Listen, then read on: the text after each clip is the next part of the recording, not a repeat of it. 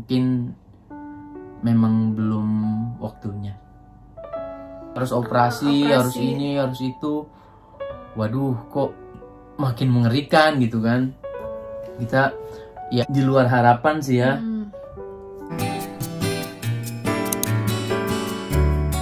Assalamualaikum warahmatullahi wabarakatuh. Waalaikumsalam warahmatullahi wabarakatuh.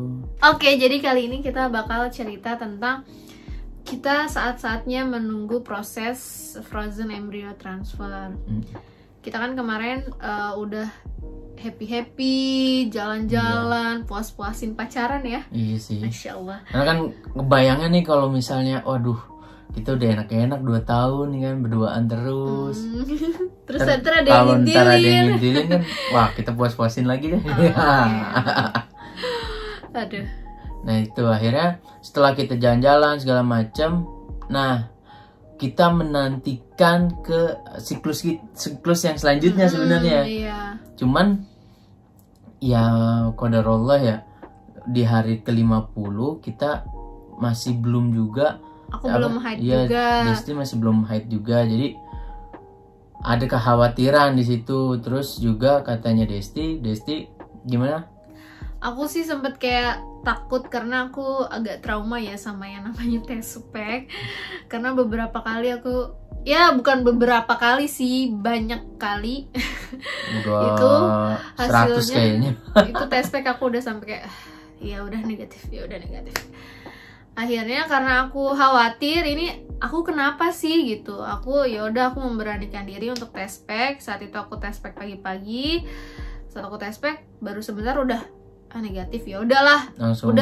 Jadi nggak pakai nunggu 3 menit atau berapa, langsung. Ya udahlah, karena udah garisnya satu langsung dilempar, ya udah langsung kayak buang aja. Emang nggak apa ya? Ya emang nggak. Ya emang itu kita juga nggak karena udah bulan-bulan kita nggak terlalu berharap lah. Emang kita menunggu aja nih siklus yang selanjutnya gitu kan. Akhirnya setelah itu kita nunggu lagi seminggu kemudian kan, ternyata aku belum haid juga. Masih belum juga. Terus di hari ke-59 ya, aku langsung daftar untuk konsultasi sama dokter. Biar bisa dicek sekaligus dicek semuanya.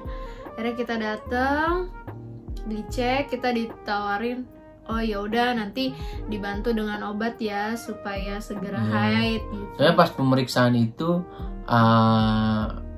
kan kita bilang kita konsultasi mengenai ini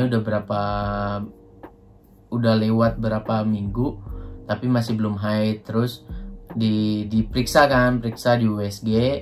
Nah kondisi itu sebenarnya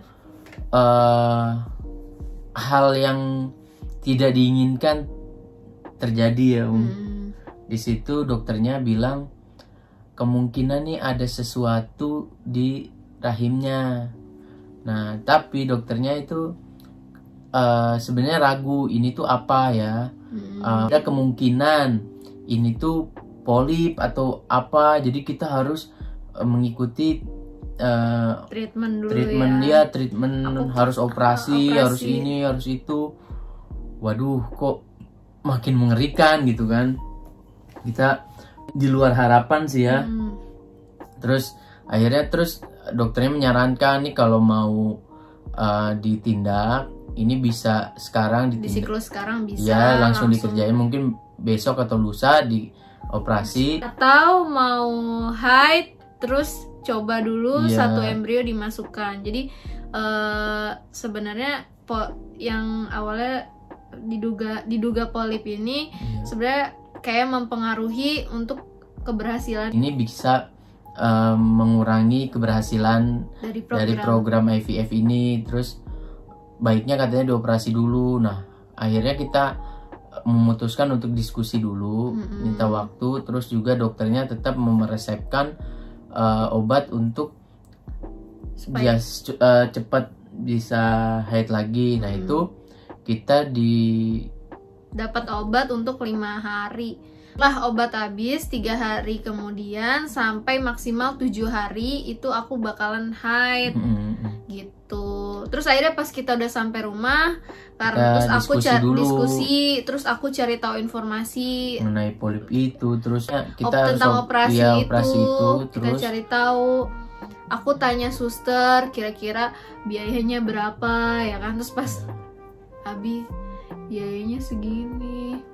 Ya kita kayak ya lumayan sih, lumayan memang banget, lumayan besar. Akhirnya kita memutuskan ya udahlah, kita coba dulu sabar satu aja. Ya misalnya kita putuskan nih, ya udah kalaupun ini ya kita coba dulu, kan kita punya embrio ada 5, kita coba dulu 1, kalaupun gagal ya baru selanjutnya kita tindakan dulu. Oke, akhirnya singkat cerita kamu udah minum obatnya ya? Akhirnya aku minum obatnya, sampai udah obat habis. Di hari ketiga obat habis aku nungguin gak haid-haid, sampai di hari ke-7 aku gak haid juga. Cuman aku kayak masih gak mau kontak susternya gitu, kayak aku takut, mungkin karena sebelumnya takut ada sesuatu di aku gitu kan.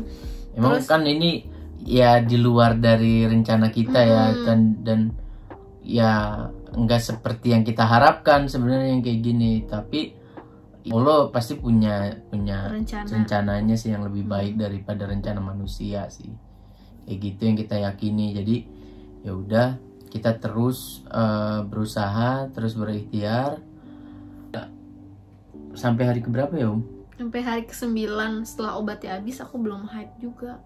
Nah iya makanya ya sedih sih, cuman kita sebenarnya udah nantiin banget sih proses itu ya. Iya, mau untuk ke tahap terakhir nih. Iya nih, udah tinggal transfer doang nih, embrionya udah ada, tinggal transfer nih, nyobain berhasil atau enggak. Nah lagi nunggu siklus selanjutnya ya, tapi belum datang juga. Iya, berharap banget sebenarnya, cuman nah di kali itu juga aku sama Desti akhirnya ngobrol berdua hati ke hati ya. Gimana ya, maksudnya ya ini kan kita pasti setiap orang pasti pengen punya keturunan, pengen dikasih kepercayaan yang kita saat itu mungkin belum dikasih kepercayaan sama Allah. Jadi ya udah, nah akhirnya aku ngobrol hati ke hati sama Desti, menguatkan kita, mengikhlaskan diri. Jadi seumpama sampai akhir hayat kita nggak bisa ada keturunannya, yaitu kita udah menguatkan diri, kita udah ikhlas. Ya bismillah aja, Allah tuh pasti ngasih jalannya, tapi yang penting kita tetap berusaha dan kita udah ikhlas segala apapun yang akan terjadi sih, kayak gitu. Mungkin memang belum waktunya. Dalam hidup tuh pasti ada aja yang membuat kita nggak bahagia gitu, tapi kita punya 1000 alasan lain untuk bahagia. Jadi itu tergantung kamu milih yang mana. Kamu mau merasakan kesedihannya atau kamu ubah menjadi kebahagiaan kamu. Tuh. Nah makanya dari situ kita bismillah dan yakin, maksudnya ya udah apapun keputusan dan apapun yang terjadi, kita pilih jalur yang bahagia. Itu apapun yang terjadi ya. Terima kasih Abi sudah berjuang bersama. Penting kita harus tetap kuat, apapun yang terjadi kita pasrahkan sama Allah aja. Kita pasrahkan, rencana Allah pasti jauh lebih indah daripada rencana kita.